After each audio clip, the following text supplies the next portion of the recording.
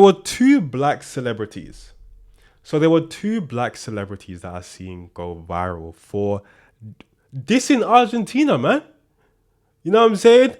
In different ways. The first one, my guy, Kevin Durant, okay? I've only got one basketball shirt, and it's an OKC Kevin Durant shirt. The reason why I started watching basketball, actually, no, that's a lie. He was my favorite player when I started watching basketball in 2007.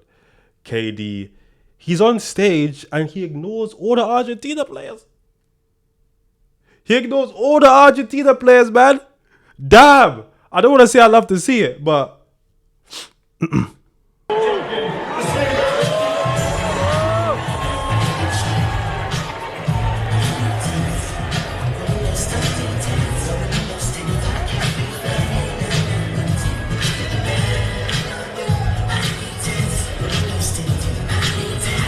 that's absolutely intentional. You don't know Rodri, man. You don't know Rodri from a kind of paint. Let's keep it what I know. You don't know Rio Ferdinand. He's like, he dapping up Rio? You ain't dapping up Messi? I wonder why, man. You know, Kevin Durant got like 15 million burner accounts. He knows everything that's going on. He knows everything that's going on social media, man. But then, the Samuel Jackson bomber, okay, dropped up people's head tops. We all know that famous Samuel Jackson meme when he was playing that coon in Django. And look at this. Look at this. Ah, man, it's sensational. It's absolutely sensational. Wow. Samuel L. Jackson himself posted this to his Instagram stories using a meme from that about him from the movie 12 Years a Slave or whatever. I thought it was Django. Telling black people to not support Argentina. But they're gonna be my comments. Stick to politics. They hate you. They fucking hate you. Like, do you understand how pathetic you are as a human being to support someone that genuinely thinks your existence is foul? Like Messi, there's been evidence he thinks like that. He is exactly like that. He fucking hates you. The country hates you. Well, look, Messi has he's done a lot of good. He's been pictured with a lot of black people. He's been pictured in, with Palestine. He's also been pictured with Donald Trump. He's done stuff for Israel. Messi seems like he's apolitical. That's the image that he has. He's done a lot of things with a lot of different people. However, there are racist allegations against Messi. Okay, Drante, footballer, played for Real Madrid. He said Messi called him the N-word on the pitch. I have no reason to believe he's lying. Zero reason to believe he's lying. Okay, again, caveat, does that mean all Argentinians are bad? Does that even mean it's true? Who knows? Right? Drante could be lying. I just don't believe he is. Obviously, not all Argentinians are racist, etc., etc., etc. Bloody. Every last one of them hate you, but simply because they've had systematic cheating in their favor to make them winners, and they've had two talented people come from their country. We can't confirm that. Suddenly, you've abandoned every ounce of self-respect to cheer for them. Y'all niggas are pathetic as fuck. I personally think that it's important for celebrities who have a platform, who have influence, to speak about politics. I do. Especially the ones in which we believe are intelligent enough to do so, right? I don't want to hear Lil Pump speak about politics. I don't really want to hear that. Even like LeBron James. I love LeBron James. I don't think he's locked in enough, right? But there are certain people who we look at and we're like, yeah, I'd like to hear what Samuel Jackson has to say. Chadwick Boseman, before he died, rest in peace. I would like to hear what he has to say. He seems like he's locked in a little bit. And the fact that they use their platform to do whatever sort of little mini protest, I just thought it was really funny. But this TikToker who made a video about Argentina when I went super viral has made another one, and I wanted to get into it because this is a longer one. Argentina is the most racist country in Latin America, and I don't say that lightly. It's the sentiment shared by almost every other country in the region, and this World Cup is putting it on full display. Walk through the crowds right now and you'll hear it. America Latina menos Argentina. Latin America minus Argentina. America Latina menos Argentina. America Latina menos Argentina.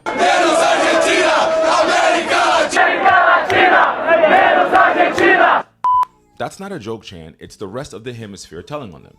Every country that shares a Cheese on colonial bread. origin story with Argentina, stolen land, trafficked Africans, a war on indigenous life, still refuses to claim them as one of their own because Argentina spent 2 centuries insisting it was European. I like how Latinos have an agreement that if our own team gets disqualified, we will just root for any other Latino that's still in the game, except for Argentina. Now this is some real Latino tea. Argentinians are known to be the most racist in the Latino community by far. However you feel, I think overwhelmingly the reputation is that they are the most racist. You know what's scary about that statement is we see a lot of Latinos dropping the N-word. Right, we know racism in the Latino community. It's a thing. It's very serious. For them to come out in unison and go, but you know who's the worst though? Like, you know who's even worse? Argentina. It's dark. I'll be real. It's really, really dark. And there's nothing I hate more in this world than anti-blackness, indigenous erasure, racism, and then people who blatantly lie about it. I have never Don't forget coons. You gotta put coons in there as well. encountered a group of people more committed to defending racism than white Argentines online. I made a video about the erasure of black Argentines, backed it with history, backed it with black Argentines speaking in their own words about racism, and you know how they responded? By proving my point.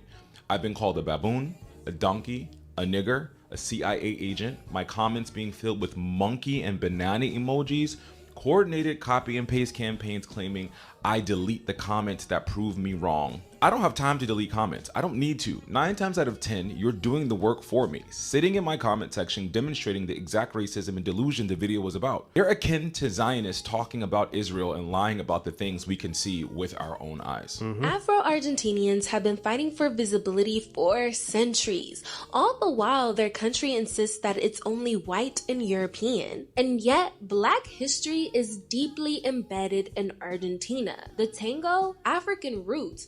If it wasn't for this, candombe, tango would have never been invented. The famous Argentinian asado. Similar to soul food, it was created by black women who had to make the best of the scraps given to them. Latin America's most successful racial erasure campaign. Blancamiento, the whitening. From 1880 to 1930, Argentina literally engineered. I'd make a case that it is the most successful campaign just in the world. Yeah, like where else has this happened?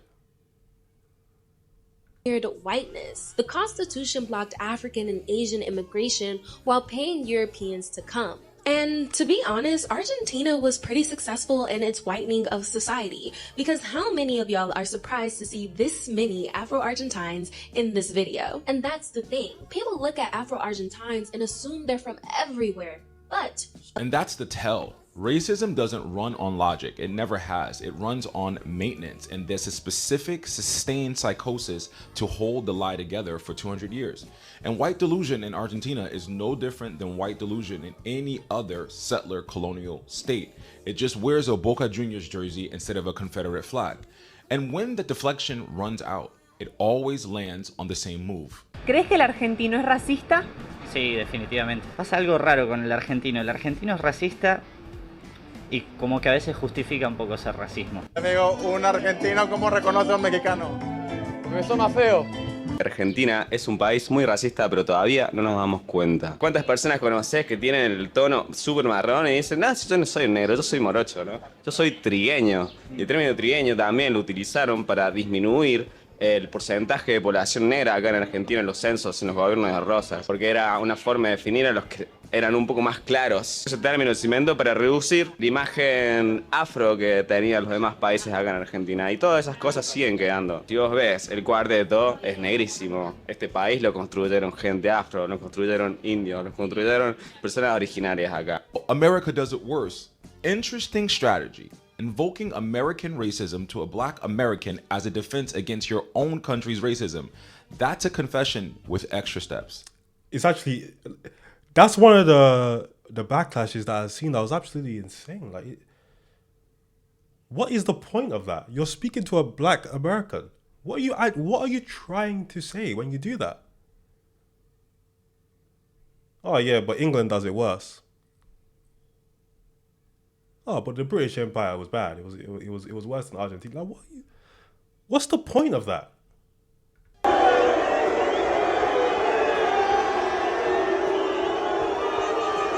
All I do is talk about America's flaws, faults, and failures around the world. That doesn't mean nowhere else is at fault for doing the same. So let's deal with facts, since facts are apparently what set them off in the first place. Un hombre negro, una gran responsabilidad, ¿sí? Para luchar por mis derechos, por los derechos de nuestras naciones y dejar el camino lo más abierto posible para acabar con el racismo. ¿Es algo político para usted? Sí, es social, es político, es cultural, es todo. O sea, en un sistema racista, o sea, no hay plano donde no haya influencia o consecuencias ante un sistema racista. By 1812, close to 200,000 enslaved Africans had been trafficked into the Viceroyalty of the Rio de la Plata, the territory that became Argentina, Uruguay, and Paraguay. Slavery wasn't formally abolished until Argentina's 1853 constitution, and even that date is generous since Buenos Aires itself didn't fall in line until 1861. For comparison, New Granada, currently Colombia, abolished slavery in 1852. Venezuela and Peru followed in 1854. The United States didn't end it nationwide until the 13th Amendment in 1865. Argentina was not some enlightened early mover. It was mid-packed at best in a regional wave of abolition. At the moment slavery ended, black people made up roughly a third of Argentina's population. So where did they go? They didn't vanish. They were erased on purpose by policy. The architects have names. This is documented history. Juan Bautista Alberdi, whose writings shaped the 1853 Constitution, coined the doctrine gobernar es probar. To govern is to... Notice how all these places, when slavery ended, they found new ways to fuck black people. So in America, they created the prison system. Right? I mean, just imagine this, right? You're freed as a slave in America with nothing. A lot of the slaves had to end up working for the slave masters and collecting a wage because they had nothing, right? The people who were free, where are they going to get their food from? Where are they going to get it? A lot of them ended up stealing. And the white people noticed this and they went, well, what if we create a prison system where we can legally enslave them? The Argentinians went, well, they're not slaves anymore, but so maybe we can put them on the front line and like kill them? Wow. Populate, and he meant populate with Europeans. He wrote it plainly that Europeans were the masters of America, that without European civilization, the continent would be burning men in sacrifice. That language is baked directly into Article 25 of the Argentine Constitution, which still commits the government to promote European immigration. Then came Domingo Sarmiento, president from 1868 to 1874, who oversaw what historians describe as a covert genocide of Afro-Argentines, pushing black men to the front line of wars, funneling communities into diseased slums, and flooding the country with European immigrants specifically to dilute and outbreed the black and indigenous populations. That is not a conspiracy. That is stated policy, executed by named heads of state. And it worked well enough that in 1993, President Carlos Menem told an audience in the Netherlands that because Argentina abolished slavery early, we don't have black kids. And later, at a lecture at Howard University of all places, he called blackness a Brazilian problem. A sitting Argentine president said that at a historically black university. Let that delusion sink in for you. Compare that to Colombia, Venezuela, Brazil, countries that abolished slavery around the same time window and still have visible, undeniable Afro-descendant populations shaping their food, their music, their language, their policies. Argentina didn't just fail to preserve that presence, it engineered its disappearance, then built a national identity, the Paris of South America, on the absence of black people. Lo negro no es malo. Yo soy negra y no soy mala. Me da bronca sentir que tengo que justificar que soy argentina, porque mis ancestros hicieron muchísimo por este país. Siempre el argentino trató de ser blanco europeo, y por eso mismo siguen pensando que lo negro es malo. Lo negro no es malo. Yo soy negra y no soy mala. No, there's no people from Africa, no. Casi todos somos descendientes de italianos o de españoles. Los grupos en el poder, en Argentina y en otros países de América, trataron de blanquear su población. Eso era el objetivo de modernizar al país, quitando la población indígena a través de matanzas y blanqueando la población negra a través de la inmigración de europeos. Argentine food still carries that receipt. It's bland, unseasoned, stripped of the spice and flavor every other former slave colony in the Americas kept as inheritance. You can whitewash your census, but you cannot whitewash why your food tastes like nothing. And this isn't just an Argentina problem, and that's the issue I have with all of you guys in my comment section. Brazil runs on the same script. That was pay as well. With a different accent. Colombia still has to fight for Afro-Colombian visibility. Mexico's anti-indigenous policy runs parallel. Haiti carries the scars of colorism baked by the French colonialism.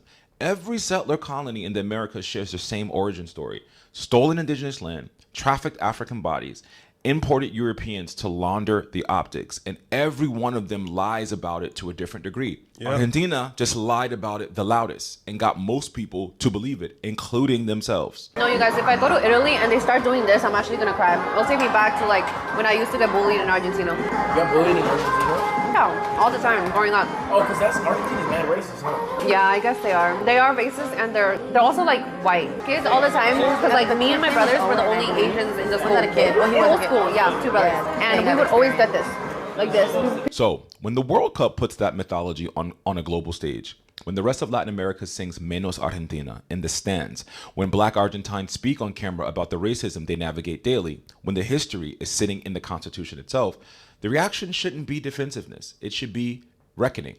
Instead, it's baboon emojis and slurs in my comments from people so committed to the myth of a white Argentina that they'll enact the very same racism they're denying in real time to prove me wrong. Racism requires maintenance. It requires a nation to keep lying to itself for 200 years, generation after generation, just to avoid looking at what it did to get here.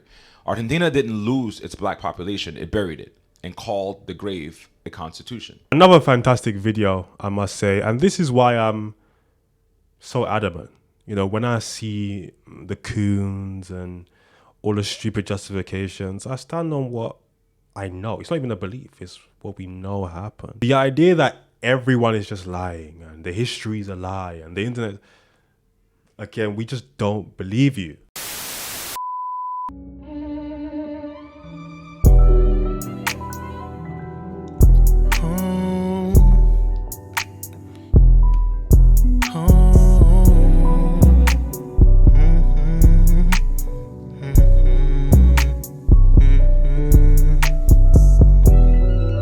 This liquor got me in my zone.